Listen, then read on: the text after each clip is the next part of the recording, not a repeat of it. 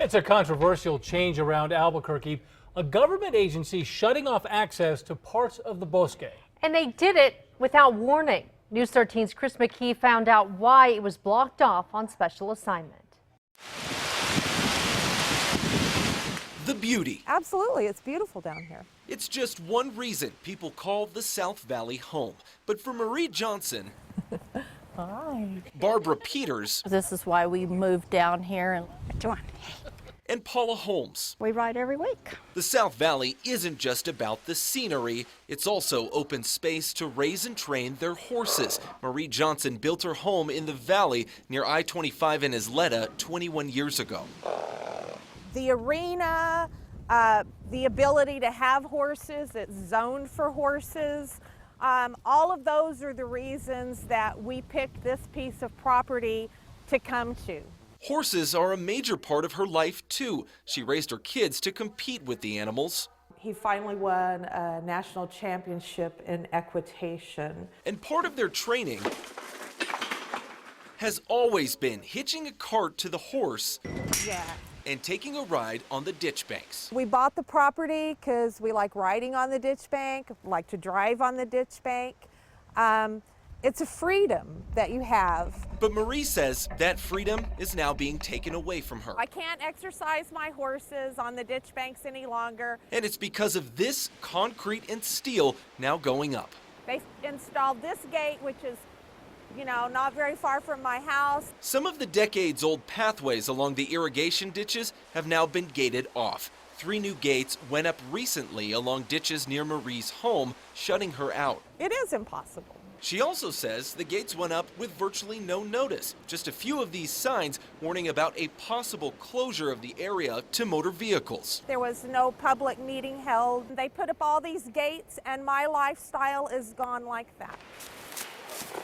Other horse riders who live nearby feel the same way. No one was notified. I was not notified. I wasn't even petitioned to sign anything. And how did you hear about it?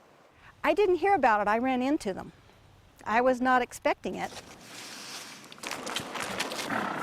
They showed us why the gates are a problem. It's closed to all vehicles, not just motorized vehicles, because you can't get through here with any vehicle, not a jogging stroller, not a regular stroller, nothing with wheels can go through here. And while there is a cutout for some horses to hop through, it doesn't do any good for horses towing carts, and Marie says it's not worth the risk for special show horses. So there's no way I would make this horse go over this gate because he would just hurt his legs.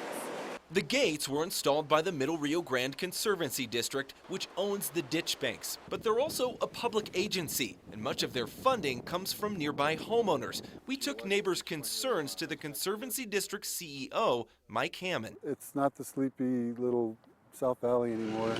The district blames ATV riders like these. There's a group of folks that don't care. A neighbor shot this video over months, showing people, some who are clearly young, riding the ditch banks for fun, kicking up dust and wearing down the pathway. The Conservancy District says ATV and dirt bike riders are even grinding tire treads out of the sides of the ditches, like here in this picture. They don't think about the damage they're causing. Over time, if there's too much use and inappropriate use, it's incumbent upon the district to take action to address that. The neighbor who shot this video also circulated this petition to add the gates because of concerns about crime, noise, and liability. We tried our best to make sure the word got out. But it's clear not everyone saw that petition before the first gates even went in. Why did you put the gates in without having a public meeting first?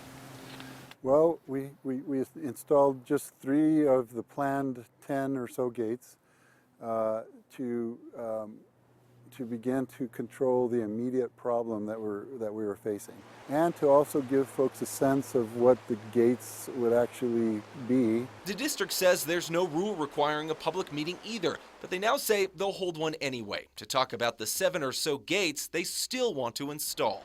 The district needs about $50,000 from the state legislature to do it. That's a consequence of doing business in today's urbanizing area, and we're willing to accept that responsibility. Shut on! For some in the horse riding community, the process doesn't feel right. Oh, I just wish the Rio Grande MRGCD would listen to all of the neighbors and not just a few.